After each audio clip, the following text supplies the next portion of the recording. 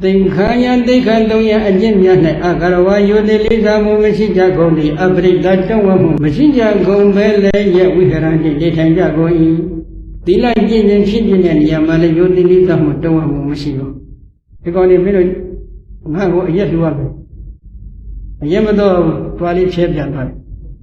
Via Josava Tila Jin Yudi Mutua Fuchitra. Monsieur Josava Messer Zaganoni and Pony of Shetti Yampara. And a boy beggar or deconed Capi Hodman. Tina Jizima, you don't want that Satan machine. Do not give him Media you about Satan Bama Womaleo. Do the double Bama Womaleo. Do Damia Jessibo Bama Womaleo. Can you delight them? You the moon later machine that Dana Depo a chunk. Mudam Yobo Womaleo. Sugar, Changa Wokan, Rido, Peloma, something of Yara, the Kuga, if Mudawe Piar, Jimene Benjamin, Yogi Yaga, Labio, Yay, listen and sell and the Rido, Peloma, Magomadi, if Mudago, Peloma, Shalom, Doka, Totama. Dila take her correct, Jin above my Yodi, don't want whom she came. Taja, not a cook, the Mali Jensen. Alum Chow Jam, the Tromia point whenever, no? The Matadi Dadaravelia Moho, Dadanaba Diana, we got rather than Dadaravelia to so video. The Matago Big Campton. Yanjinga Megan Shiba hot of her yet, Megan Shiba and Madama Maris and Megan to go hot of her yet. Did the Madi, the Machat, Lungan, Gringo Big Campton. Rather Dialo. Yodin and Yomadodin and Diva, having a punga or other yellow joy, Pajole. Missing my believer, correct, Maggie Chibanjin and Diago Piachin of Potter. Maggie Chibanjin and Diago Jim and Ivan Yam and left Yaga for a Tadana Diallo, Modion Hanga. Tadana Diava. Having a droga, the Mataga, Tadana Dia, Moho Tadana Dias of Pip like that. Taga Pabura. The mighty change my Jodi Liza Mutoma Mutikabe. That doesn't have people a John number to Kupa. No? Not a good. The mighty the main Agara, we hear the Abreda, the mighty the main Salama Shiba Dihoda, the mighty Yarom Yanai. Agara, Unit Liza who Machija Homa, Abreda, the one who Machija Homa, we ran in the tank Japoni. And the membership was that the Madi didn't tongue of each other if you are How only body we got not getting on a day. You live that who don't have a machine. So I got people, no? Pointing in any Sinjava. Pointing Hogan and Doka this idea, correct, Kanangaba Jodia Nadia. Muria this are correct at Jondia. Eradiga, Wibananya, a sugar, I own chicken, the Karadiari cover. The Karadiasuraga. Say, a Jonia, you being my people, Layalo Drogo, the Karadiano coin. Anything Karadiariga, Wibananya, a sugar, I own chicken. Wiban Nazuraga, Babu called Rezuran and Badelo. A Tadalini, a Tagarazan and a Diaconazanga, Lizagalonia, a Divago, they had sent her. Neza li wadena uwi dehi agari hi dhame badri di vibatana. Toga lisa dunia lisa kore di senghara jama di go. Chibi biende dhogo jibi anisa. Chichin biende anisa khaniya de dhogo jibi doga. Mabiasi be adika akaimani dara abe dinire adda mauda dhogo jibi anada. Dilo anisa doga anada lakna ye tongdan tembi shuni de nyango dane vibatana lo kore. Pilopia and Toga is a very young Nasulomia Ulubja. A day Nagaga TV, the more chibi, a legal Sulomia, Nagaga and the Fidel, the Sulomia, so be horrid. Yet Toga is a lemony with Muria de Salemadi. Medina and Kajara, Wibat Nagara about Chin. Chin, the girl Wibadana Lazaro, Hogamu, Taga. Pia Hode, Wibadana, Kode. Pinya Jensen about that you don't want Machijame, that doesn't have people a jump. Melu Piet. Piahon and Yonaga Viana did a Dinaga Shulum Yabuso Lakan Talita, Diboga Doga Desamuya Desago, Paloma Badino. Madina Doga Desagodia, Meluria Desagodia, Mecore. Piashi, a song of my Navana Yagi Piasimova. That man, Dragonia Piasimo. နော်ဒီလကျင့်စဉ်သမာဓိကျင့်စဉ်ပညာကျင့်စဉ်ခေါ်တဲ့သိက္ခာ3ရပ်အကျင့်မြတ်ပေါ်၌ယောသိမှုလေးစားမှုတုံ့ဝမှုမရှိခြင်းသည်တတ္တမခေါ်တဲ့သူတော်ကောင်းတရားကွယ်ပြောက်ဖို့အကြောင်းဖြစ်တယ်ဆိုရင်ဘုရားဟောအဲ့တော့ဒီနေရာမှာဒီသမာဓိနဲ့ဝိပဿနာနဲ့ဘယ်လိုသက်ဆိုင်နေလို့လဲလို့ဒီလိုတော့မေးစရာရှိတယ်နော်ဘုန်းကြီးတို့သစ္စာတန်ရုပ်နံပါတ်1သုတ်တံကသမာဓိထုတ်တာပါပဲထိုသမာဓိထုတ်တာမှာဘုရားရှင်ကဘယ်လိုဟောလဲသမာဓိဘိက္ခုယဘဝိထသမာဟိတောဘိက္ခွေဘိက္ခုယထဗုဒ္ဓပသနာတိဘိက္ခုယจิตယံတို့သမာဓိကိုဘဝိထပွားများကြကုန်လောသမာဟိတောသမာဓိရှိနေတဲ့ပုဂ္ဂိုလ်သည်ယထဗုဒ္ဓမပေါ့မပြဟုတ်တိုင်းမှစွာပသနာတိကိုပဲပြပြသိ၏จิตယံတို့သမာဓိကိုထူထောင်ကြပါသမာဓိရှိနေတဲ့ယဟန်တော်သည်ဟုတ်တိုင်းမှန်စွာကိုယ်ပဲပြပြသိပါတယ်ဘာဒီကိုသိလဲဣဒံဒုက္ခနိယထဗုဒ္ဓပသနာတိယံဒုက္ခသမုဒယောတိယထဗုဒ္ဓပသနာတိအယံဒုက္ခနိရောဓတိယထဗုဒ္ဓပသနာတိယံဒုက္ခနိရောဓဂ ामि နိပရိပဒာတိယထဗုဒ္ဓပသနာတိဤကဒုက္ခသစ္စာလို့ဟုတ်တိုင်းမှဆိုကိုယ်ပဲပြပြသိမယ်ဤကဒုက္ခဖြစ်ကြောင်းသမုဒယအရိယသစ္စာတရားလို့ဟုတ်တိုင်းမှဆိုကိုယ်ပဲပြပြသိဤကဒုက္ခချုပ်ရနိရောဓအရိယသစ္စာတရားလို့ဟုတ်တိုင်းမှဆိုသိမယ်ဤကဒုက္ခချုပ်ရနိရောဓနိဗ္ဗာန်သို့ရောက်ကြောင်းကျင့်ခြင်းဖြစ်တဲ့မဂ္ဂအရိယသစ္စာတရားလို့ဟုတ်တိုင်းမှဆိုသိမယ်ဒီလိုဟုတ်တိုင်းမှဆိုသိရှိအတွက်သင်္ချေသားတို့တထွေသမာဓိကိုဆောင်ကြပါဆိုပြီးတိုက်တွန်းထားနားထောင်မှုမကောင်းဘူးဒါပေမဲ့သမထကသာသနာ့တရားဘုသာသနာ့ဘာတရားဖြစ်တဲ့ဆိုဖေးဖယ်ချလိုက်ဖယ်ချလိုက်တော့သမာဓိမရှိဘူးသမာဓိရှိမှသိနိုင်တဲ့ဒီသစ္စာလေးပါသိအောင်မလားမရှိဘူးသာသနာ့ဘာပြတ်သွားတာအဲ့ဒါသမာဓိနဲ့ဘယ်လိုဝင်ဆက်နေလဲဆိုတော့ဒီဇန်သမာဓိကပရမဇန်ကနေစပြီးတော့အထူးသဖြင့်တော့ဘုရားရှင်ကသရုတ်တဇန်ကိုအထူးသဖြင့်ချီးမွမ်းပါတယ်သို့တော့ဇန်သမာပတ်၈ပတ်လုံးကဉာဏ်ရောင်လို့ခေါ်ဆိုအပ်တဲ့အလင်းရောင်လေးကိုဖြစ်ရှင်ပါတယ်ဒီအလင်းရောင်ရဲ့အခုအညီဖြင့်တက္ကမတကိုသတိရရှုရတဲ့ပုဂ္ဂိုလ်ခန္ဓာကိုယ်ကြီးတစ်ခုလုံးမှာအကြည်တက်ရေခဲတုံးဖန်တုံးမှန်တုံးလို့ကြည်နေတဲ့အကြည်တက်အတုံးခဲဖြစ်သွားတွေ့တော့ဒီအတုံးခဲမှာအကတတ္တကိုမြင်အောင်ရှုဖို့ဘုရားရှင်ကမဟာရဝလောဝဒသုတ်တံဓာတုဝိပင်ကသုတ်တံအဘိဓမ္မာဓာတုဝိပင်ပါဠိတော်မှာအတိအကျဟောထားအကတ္တတ္တကိုမြင်အောင်ရှုလိုက်တဲ့ဒီပြိုင်တဲ့ထဲကလအမှုံလေးတွေစတွေ့ပါဒီကလအမှုံလေးတွေကိုဓာတ်ခွဲလိုက်တဲ့အခါကလတစ်ခုကမှာသဘောတရား၈ခု9ခု10ခုစသည်ရှိတယ်အဲ့ဒီသဘောတရားတွေကယုတ်ပရမအစစ်ဖြစ်သမာဓိကမရှိလို့ဉာဏ်အလင်းရောင်ကမရှိတော့ဘူးဆိုအဲ့ဒီကလဘလို့မှမမြင်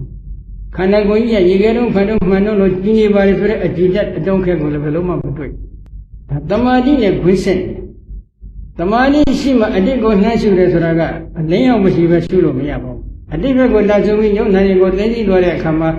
အလင်းရောင်အကောင်းမှအတိတ်ဘဝကယုံနာကိုနှမ်းရှုလို့ရအတိတ်ဘဝကဝိဇာတနာဥပါဒသင်္ခါရကံဆိုတဲ့အကြောင်းတရားတွေကိုနှမ်းရှုလို့ရဒါကြောင့်ဒီသစ္စာလေးပါးသိရင်အတွက်ဘုရားရှင်ကသမာဓိထူထောင်ပါဆိုပြီးကြံကြုံထားအလားတူပဲအနာဂတ်ကိုနှမ်းရှုရင်အနာဂတ်မှာတစ်ချိန်မိမိအရတ္တမဲ့ဆိုင်တယ်အရတ္တမဲ့ရဲ့စွမ်းကြောင့်ဝိဇ္ဇာတနာဥပါဒသင်္ခါရကံရဲ့ခြုံငိမ့်သွားမှုကိုလည်းဒီအလင်းရောင်ရှင်ကကြည့်လို့ရအလင်းရောင်လေးကမှိန်သွားပြီကိုဒီမှာမီးရောင်ဘာမှမရှိဘူးတယောက်နဲ့တယောက်မြင်အောင်မလားဒီအလင်းရောင်အတိတ်အကျင့်ကြီးအဲ့ဒီမှာဉာဏ်ရောင်ပဲဒီဉာဏ်ရောင်ကိုအင်္ဂုတ္တပါဠိတော်မှာဘုရားရှင်ကတိတိကျကျဟောထားပြီးသားဖြစ်ပါတယ်နော်ဒါကြောင့်ဒီနေရာမှာပြောဆိုလိုတာကသာသနာ့ကွယ်ပတ်ဇင်တတ်တဲ့အကြောင်းကဘယ်နှခုလဲ၅ခုဘုရားယရဏနဲ့ယောသိတုံးဝမှုမရှိဘူးတရားယရဏနဲ့ယောသိတုံးဝမှုမရှိဘူးသံဃာယရဏနဲ့ယောသိတုံးဝမှုမရှိဘူးသီလကျင့်စဉ်သမာဓိကျင့်စဉ်ပညာကျင့်စဉ်လို့ခေါ်ဆိုအပ်တဲ့သိက္ခာ၃ရပ်အကျင့်မြတ်အပေါ်၌ယောသိတုံးဝမှုမရှိဘူးအထူးသဖြင့်သံသမာပတ်၈ပါးလို့ခေါ်ဆိုအပ်တဲ့သမာဓိသိက္ခာ၌လည်းယောသိတုံးဝမှုမရှိဘူးအဲ့လိုမရှိခဲ့ရင်သာသနာတော်ကြီးကွယ်ပြောက်ပါမယ်ရောင်းပြန်လှမ်းပြီးဘုရားရှင်ကဟောတယ်ပိစံခောမိကတ္တဗဓမ္မတတ္တမသတိတိယအတ္တမောဒယအနန္တရထာယသဝတ္တန္တိ၅မျိုးပေါ့သာသနာမကွယ်ပတ်စေတဲ့အကြောင်းတရား၅မျိုးဘာတွေလဲဣဒကတ္တဗဘိက္ခုဘိက္ခုနိယောဥပဒကဥပတိခာယောတတိရိတတ္တကာရဝဝိဟရန္တိသပရိတဓမေတ္တကာရဝဝိဟရန္တိသပရိတသံဃေတက္ကရဝဝိဟရန္တိသပရိတသိက္ခာယတက္ကရဝဝိဟရန္တိသပရိတသမာဓိသမိတ္တကာရဝဝိဟရန္တိသပရိတ ဘုရားယရဏနဲ့ယိုသိတုံးဝမှုရှိတယ်တရားယရဏနဲ့ယိုသိတုံးဝမှုရှိတယ်သံဃာယရဏနဲ့ယိုသိတုံးဝမှုရှိသီလကျင့်စဉ်သမာဓိကျင့်စဉ်ဝိပဿနာပညာကျင့်စဉ်ခေါ်တဲ့သိက္ခာ၃ရပ်အကျင့်မြတ်နဲ့ယိုသိတုံးဝမှုရှိအထူးသဖြင့်သံဃာဘ၈ပါးလို့ခေါ်ဆိုအပ်တဲ့သမာဓိတရားတော်၌လည်းယိုသိတုံးဝမှုရှိပါတယ်အဲ့လိုရှိခဲ့ခြင်းဒီတတ္တမတခိတိယတတ္တမသုံးဖြာသာသနာတော်မြတ်ကြီးအရှိခိန်ကတည်တံ့ဖို့အတ္တမောတယပြောက်ပြက်မသွားဖို့အနန္တထယမကွယ်ပြောက်သွားဖို့အတွက်အကြောင်းတရားတွေဖြစ်ကြပါတယ်ဆိုပြီးတော့ဘုရားဟောဒါကြောင့်လောကမှာရွှေအတုမပေါ်သေးတဲ့ရွှေစစ်ကဒီရှိနေမှာဖြစ်တယ်ရွှေတုတွေပေါ်လာတဲ့ရွှေစစ်ကကြည်ပြီးကြောက်ခွင့်သွားတယ်ဘာဖြစ်လို့လဲအတုကိုပဲလူတွေကပုံပြီးနှိမ့်ချိုက်တယ်ဒီရလည်းပေါ်ခက်ပုံနော်အလားတူပဲတရားအထုတ်တဲ့ကမှဒီလောက်ပြင်းပြင်းထန်ထန်နဲ့အပင်များခံပြီးကျင့်နေဖို့မလိုဘူးဆိုပြီးတော့ပရိယအတုအယောင်ပြဟောတယ်ဘုရားဟောတဲ့ယုံနာကိုသိအောင်ကျင့်ရမယ်ကျင့်စဉ်ကိုဟောတာကပရိယတိအစစ်တာကျင့်စဉ်ကိုဖော်ပြတာအဲ့ဒီဘုရားဟောတဲ့သီလကျင့်စဉ်သမာဓိကျင့်စဉ်ပညာကျင့်စဉ်တွေဟာကျင့်လို့မရဘူးလို့ပြောနေတာကပရိယအတုယောင်ပရိယအတုယောင်ကိုအခြေခံလိုက်တော့ကျင့်စဉ်ကလည်းပฏิပတ်ကျင့်စဉ်ကလည်းအတုယောင်ဖြစ်ပါတယ်ပฏิပတ်ကျင့်စဉ်ကအတုယောင်ဖြစ်တဲ့အတွက်အဓိကမှခေါ်တဲ့မိမိတို့ရရှိတဲ့မေဖို့နိဗ္ဗာန်တွေကလည်းတကယ်မေဖို့နိဗ္ဗာန်အစစ်မဟုတ်တော့ဘဲနဲ့အတုယောင်တွေဖြစ်ကုန်တယ်အဲ့ဒါအတုနဲ့ပဲကျင့်တတ်ပါဘူးအတုကျင့်တတ်သွားတဲ့လူကများလာပြီဆိုရင်အစစ်တွေကပွေပြောက်မသွားဘူးလားဘာဒီဒါကြောင့်အိမ်ပြန်လို့ရှိရင်မေကြီးငါဟာသာသနာကိုပွေအောင်လုပ်နေတဲ့ပုဂ္ဂိုလ်လားသာသနာတော်ကိုအရှင်ခိုင်ကညီတော်အောင်လုပ်နေတဲ့ပုဂ္ဂိုလ်လားသာသနာတော်ကိုအရှင်ခိုင်ကညီတော်အောင်လုပ်နေတဲ့ပုဂ္ဂိုလ်လားမိမိကိုယ်ကိုမိမိမေကြီးပါ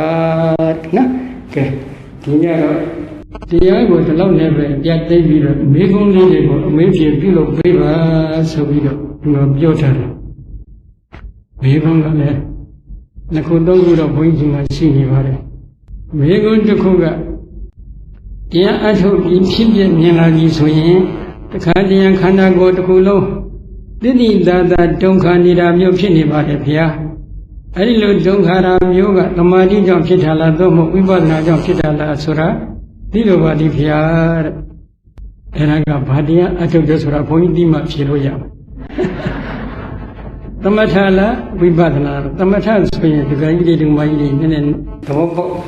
ကမ္မထန်40ပဲရှိကမ္မထန်40ထဲမှာအကျုံးမဝင်တာသမထလို့မပြောနိုင်ခုကလာကသမထကိုဘေးဖယ်ထားတာပုဂ္ဂိုလ်တွေကများနေတော့သမထကိုတကယ်ကျင့်တဲ့ပုဂ္ဂိုလ်ကလည်းတော်တော်လေးအရေးအတွက်နည်းပါတယ်ဝိပဿနာဆိုလို့ရှိရင်နံပါတ်1ခုနကဘုန်းကြီးပြောခဲ့သလိုယုတ်ကလခေတွေကိုပထမမြင်ရမယ်ဓကမထံကိုရှုရပါတယ်မိမိကစရှုတော့ကဓကမထံကိုသိချရှုတာလည်းမဟုတ်ဘူးကိုယ်ဆရာသမားသင်ပေးတဲ့အတိုင်းရှုခြင်းလို့ရှုထားတာဖြစ်ရှုတဲ့အခါမှာစိတ်ကလေးနည်းနည်းလောက်ငြိမ်လာတဲ့အခုလိုတုံခါလာတာမျိုးကိုဒါလည်းဝိပဿနာလို့ပြောလို့မရဘူးပြီးတော့ယုတ်ကလကလေးတွေမြင်လို့ယုတ်ကလဓာတ်ခွဲနိုင်လို့ယုတ်ပရမတရားသိပြီနာပရမတ်တွေလည်းသိပြီကြောင့်ကျိုးဆွတဲ့မှုပရိစ္ဆာပုပ္ပတ္တိလည်းသိပြီအဲ့ဒီခါကျတော့မှအကြောင်းတရားနဲ့တကွဒီယုတ်နာဓမ္မသင်္ခါရတရားတွေကိုအနိစ္စဒုက္ခအနတ္တလက္ခဏာရေးသုံးတန်တင်ပြီးရှုတာကိုသာဝိပဿနာခေါ်တာအဲ့ဒီတော့ယုတ်နာပရမတ်လည်းမိမိကမသိသေးဘူးဆိုတော့ဝိပဿနာကလည်းမှန်တယ်လို့မပြောနိုင်ပါဘူးဒုက္ခရကတော့ဓမ္မတာအလျောက်ဓကမထံကိုစနစ်တကျမရှုတတ်လို့ဖြစ်တာပါဓကမထံကိုမရှုတတ်တဲ့အခါမှာအထူးသဖြင့်ဝါယောဓကလွန်ခဲ့သွားရင်ဒီလိုတုံခါတဲ့သဘောဖြစ်တတ်ပါတယ်ဒါတမာရိကြောင့်ဖြစ်တယ်လို့လည်းအတိအကျမပြောနိုင်ဘူးဒီယောဂီပုဂ္ဂိုလ်ကယုံနာပရမတ်ကိုမသိခဲ့ဘူးဆိုရင်တမာရိကြောင့်ဖြစ်တယ်လည်းမပြောနိုင်ဘူးဝိပဿနာကြောင့်ဖြစ်တယ်လို့လည်းမပြောနိုင်ဘူးနောက်မေခွန်းတစ်ခုကတော့တရားအထုတ်ထားသောပါရမီကုသိုလ်သည်ဒီဘဝကနေနောက်ဘဝကိုတည်သွားနိုင်သည်ဟုကြားနာဘူးပါသည်ဗျာအဘိဓမ္မာသဘောအားဖြင့်မိခဲ့သို့သောစိတ်ဖြင့်ပါရမီကုသိုလ်များကိုနောက်ဘဝသို့တည်ဆောင်သွားနိုင်သည်ကိုရှင်းလင်းစွာသိလိုပါ၍ယောနိသာတယောက်ထအပ်ပါသည်ဗျာဒီမကြီးတည်သွားဘူးလားဘုန်းကြီးတို့ဒီခုကွန်ပျူတာပညာနည်းနည်းလေးလေ့လာပြီနော်ဘုန်းကြီးကျောင်းမှာဘုန်းကြီးအကူကြီးပေးနေတဲ့မေတ္တာနန္ဒဆိုတဲ့ဘုန်းကြီးလေးတစ်ပါးကြည့်ပါလေသာတခုရိုက်ချင်တယ်ဆိုရင်သူ့ခေါ်လိုက်တယ်ပရဆိုချက်ချင်းပြီးတော့ဘယ်လိုလုပ်မှလည်းမသိလိုက်သူ့ရဲ့ကျွမ်းကျင်မှုအဲ့ကျွမ်းကျင်မှုတွေကဘယ်မှာကြည့်လဲသူက လေးတင်စီခေါ်တာပေါ့ဘုန်းကြီးတို့ငေါက်တဲ့ခုတခါကြီးတရားနာနေတဲ့အချိန်ကမှလောဘမရှိဘူးထားပါတော့နော်မရှိဘူးထားပါတော့ဆိုတာကရှိတယ်လည်းရှိမှမဟုတ်လို့ပြောတာဒေါသမဖြစ်သေးဘူးထားတော့ဒါပေမဲ့ဒီချိန်မှာဒေါသဖြစ်နိုင်တဲ့အကြောင်းတစ်ခုပေါ်လာခဲ့ရင်ဒီဒေါသကဖြစ်လာတော့ခုတရားနာနေတဲ့အချိန်ကမှဒီဒေါသကအငုတ်တဲ့အနေနဲ့ရှိတယ်အရိယာမဖြစ်မပယ်ရသေးတဲ့အတွက်အငုတ်တဲ့အနေနဲ့ရှိတယ်ကွန်ပျူတာပညာနဲ့ပတ်သက်တဲ့စွမ်းအင်တွေချို့အမတန်ကျွမ်းကျင်ပါတယ်ဒီစွမ်းအင်တွေကဒီပုဂ္ဂိုလ်ရဲ့ဘယ်နေရာမှာကင်းဝနေလဲဆိုတော့သာအရပြောရင်တော့ယုံနာတန်တန်အစဉ်ယုတ်တွေကဖြစ်ပြီးပြတဲ့နတ်တရားတွေလည်းဖြစ်ပြီးပြတဲ့ဖြစ်ပြနဲ့သွားနေတဲ့ယုံနာတန်တန်အစဉ်မှာအန္တလိုင်းဒီနေစီခေါ်တာပေါ့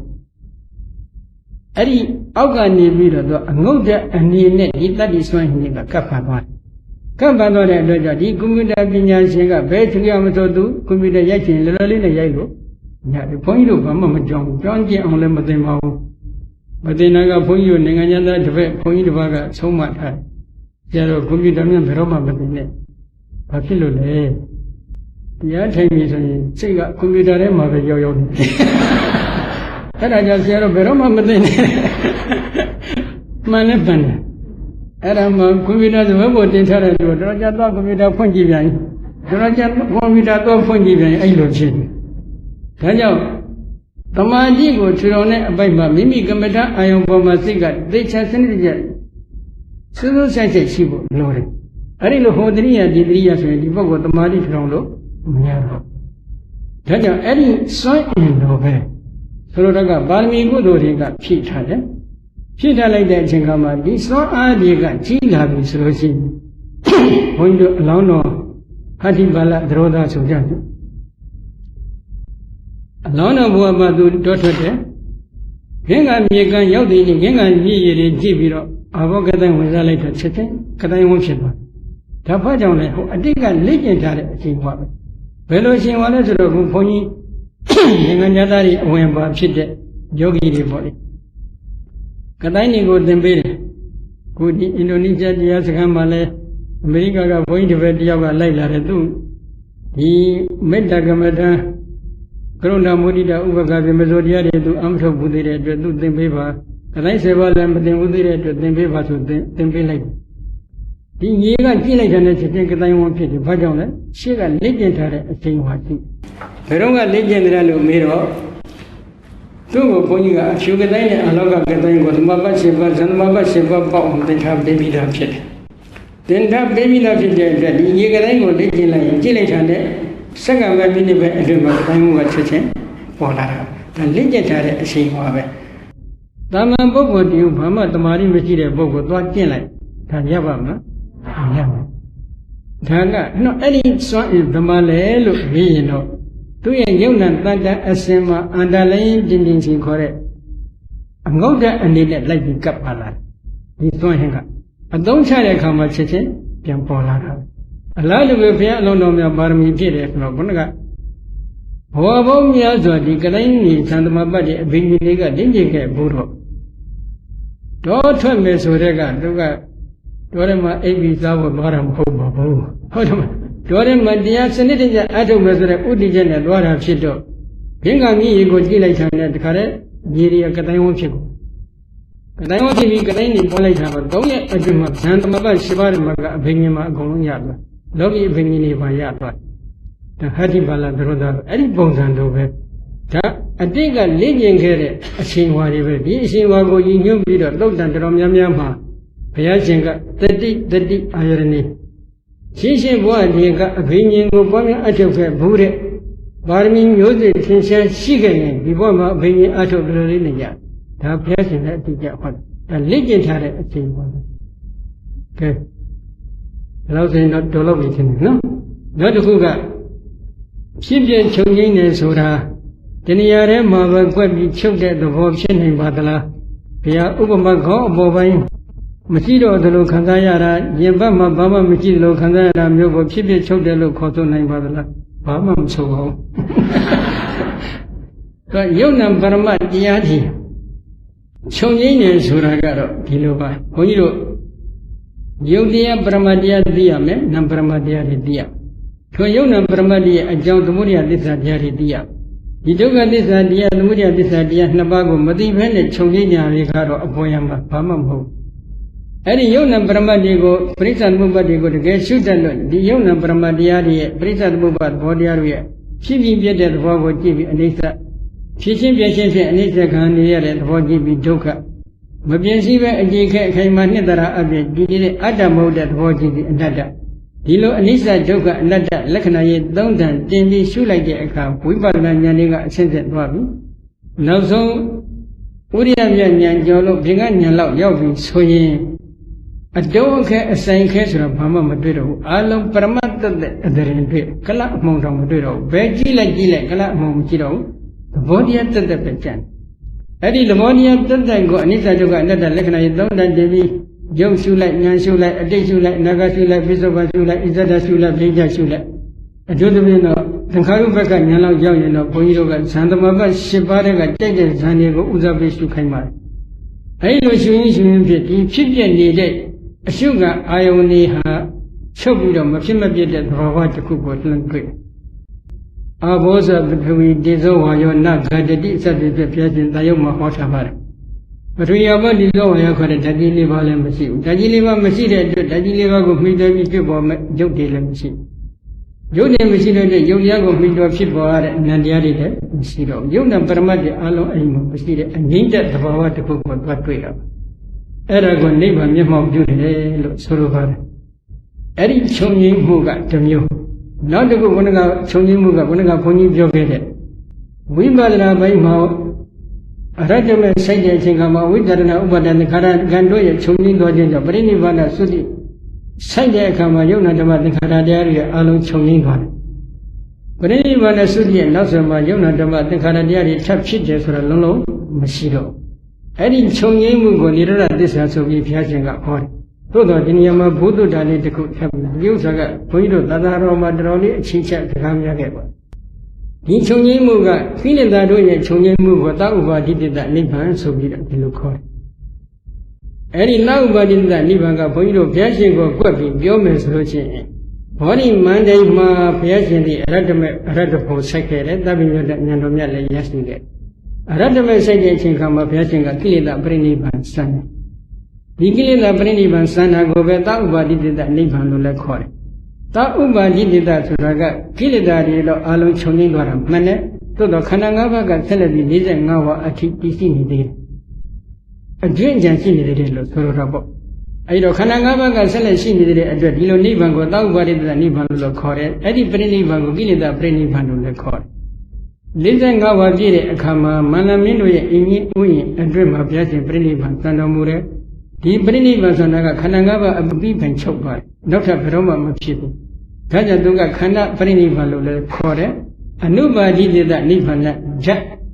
လို့လည်းခေါ်တယ်အနုပါတိတ္တနိဗ္ဗာန်ဓာတ်တော့ဝင်စံတယ်လို့လည်းခေါ်တယ်အနုပါတိတ္တဆိုတာကအတွင်းအကြံဘာမှမရှိတော့နောက်ထပ်ဖြစ်မှုဆိုတာလည်းမရှိတော့အတွင်းအကြံကိုယ်စင်အောင်ချုပ်သွားတယ်အဲ့ဒီခြုံငိမ့်မှုတွေက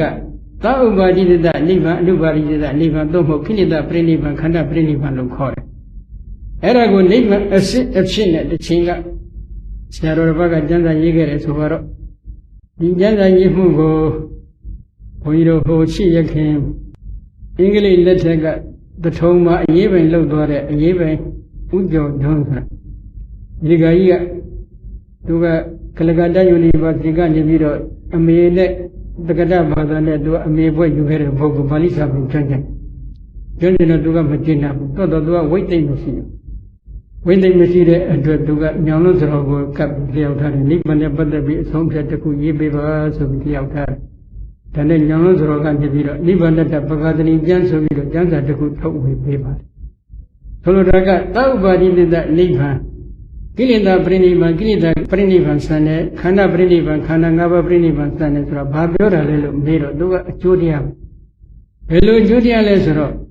ဘုရားရှင်ကဝိပဿနာတွေကိုအစဉ်စဉ်ရှုပါတယ်ဘောဓိမန္တိုင်အောက်မှာဤမျိုးစုံနဲ့ရှုပြီးတဲ့အခါနောက်ဆုံးအာနာပါနဇံလို့ယူဆရပါတယ်ပရမဇံကိုအနိစ္စဒုက္ခအနတ္တလက္ခဏာရဲ့သုံးဆံတင်ပြီးတော့ဝိပဿနာရှုခိုက်မှာဘုရားရှင်ဒီသောတပတ္တိမညာပုံညာဆိုင်ဒုတိယဇံကိုဝိပဿနာရှုခိုက်ဝိပဿနာဉာဏ်ရဲ့အဆုံးမှာသက္ကတာခမိပညာပုံညာဆိုင်တယ်တ ခါတတိယဇာဏတရားတွေကိုဝိပဿနာဆက်ရှုလိုက်တော့ဝိပဿနာဉာဏ်တို့ရဲ့အဆုံးမှာအနာဂါမိမဉာဏ်ဖွညာဆိုင်တယ်တခါသရုပ်ဇာဏတရားတွေကိုဝိပဿနာရှုတယ်ဝိပဿနာဉာဏ်ရဲ့ရင့်ကျက်လာတဲ့ဝိပဿနာဉာဏ်ရဲ့အဆုံးမှာအရဟတမဉာဏ်ဆိုင်သွားတယ်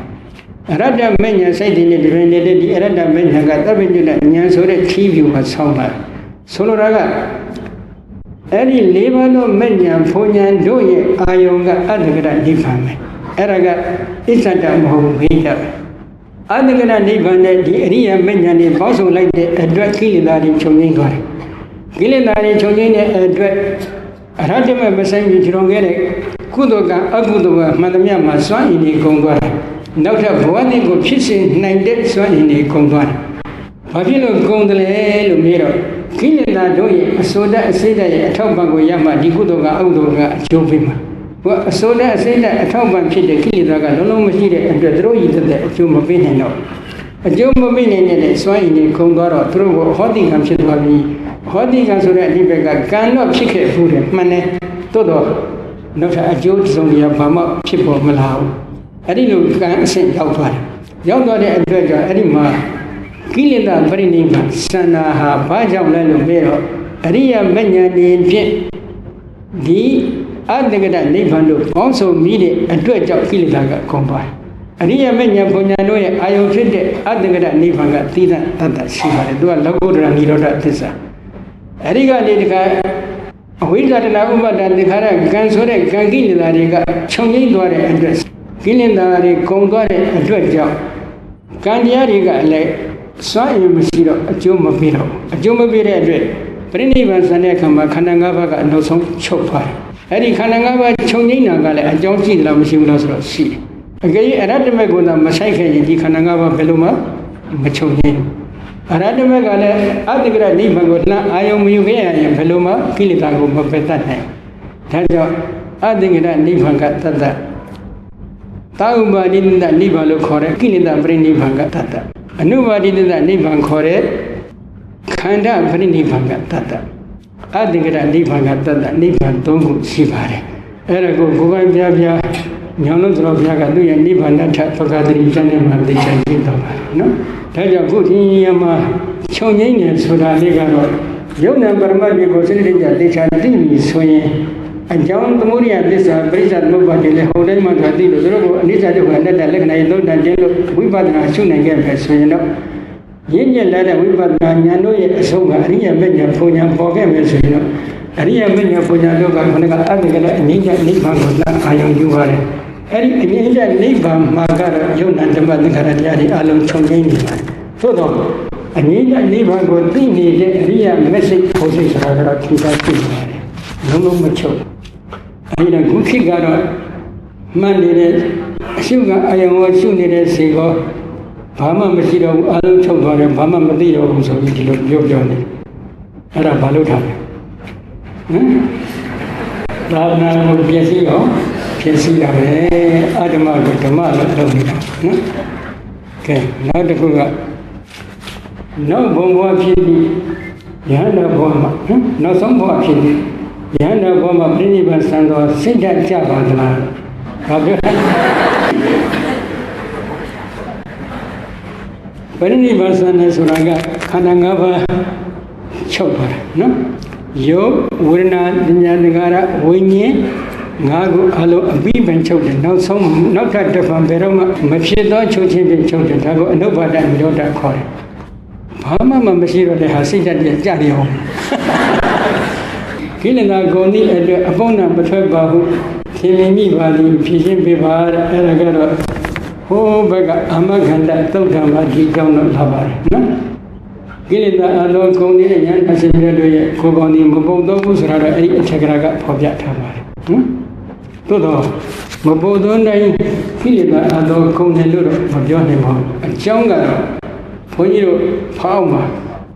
သုံးတန်တွေဖြစ်သိတဲ့အထက်မှာဖောက်သုံးတန်လည်းဖြစ်သိခံရတယ်ဖြစ်သိခံတဲ့အခါကျတော့အဲ့ဒီမှာဒကမကြီးရဲ့တခုကိုသူတို့သက်ဆိုင်ရာသားသမီးတွေကဖြတ်လိုက်တဲ့အခါဒကမကြီးရဲ့ရုပ်ထွားဒီတိုင်းပဲရှိတယ်ဘာမှမရှိဘူးပုတ်သုံးမှုလည်းဘာမှအဲ့ဒီဒကမကြီးကဗာတရားမှလည်းအမထုတ်ငါးပါးသီလတော့မမြဲဘူးအဲ့ဒါတို့မပုတ်သုံးဘာကြောင့်လဲဆိုတော့သူတို့ဆူထောင်းရှိတယ် ကောင်းမှုကုသိုလ်တစ်ခုကိုပြုတဲ့အခါမှာသူတို့အချို့တွေကဒါသီးသန့်ဆူတောင်းကြတယ်အဲ့ဆူတောင်းကြောင့်ကံကအကျိုးပေးတဲ့ဘဝဆိုရင်ဒီလိုဖြစ်တတ်ပါတယ်ဒါကြောင့်မပုံတိုင်းလဲဉာဏ်နာလို့ပြောလို့တော့မရဘူးကဲနောက်တစ်ခုဝိပဿနာကိုတခါတည်းတည့်ရရှုမရဖြေကြပေးပါ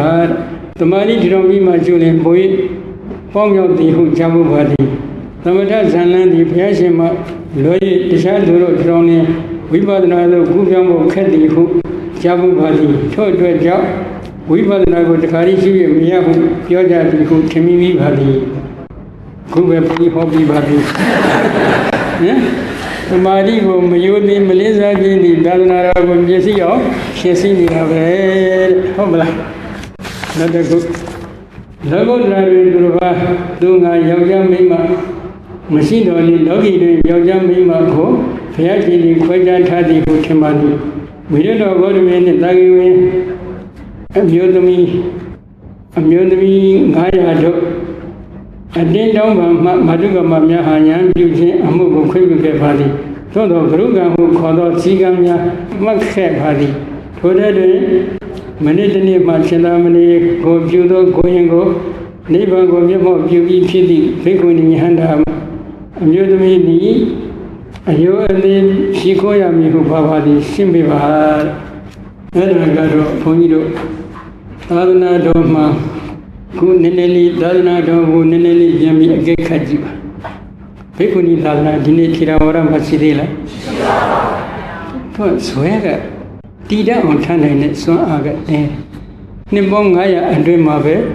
ဘိက္ခုနီသာသနာကဖြစ်sinhသွားတယ်သူတို့ရဲ့ဇွဲလုံးသောဝိရိယကယောက်ျားတွေလို့အာမကောင်းတဲ့အတွက်သူတို့ရဲ့အဆက်အနွယ်တွေကိုတည်တတ်အောင်ထမ်းနိုင်တဲ့စွမ်းအားမရှိဘူးဒီတော့ဒီအမျိုးသမီးတွေကိုဒီလောက်တောင်းပန်မှဘုရားရှင်ခွင့်ပေးတယ်ဆိုတာကလောလောလေးနဲ့ခွင့်ပေးလိုက်ရင်ရိုးသေးသေးသူတို့ကမဖြစ်ကြည့်ဘူးလောလောလေးဈေးပေါ်ပေါ်နဲ့ရတဲ့ပစ္စည်းတခု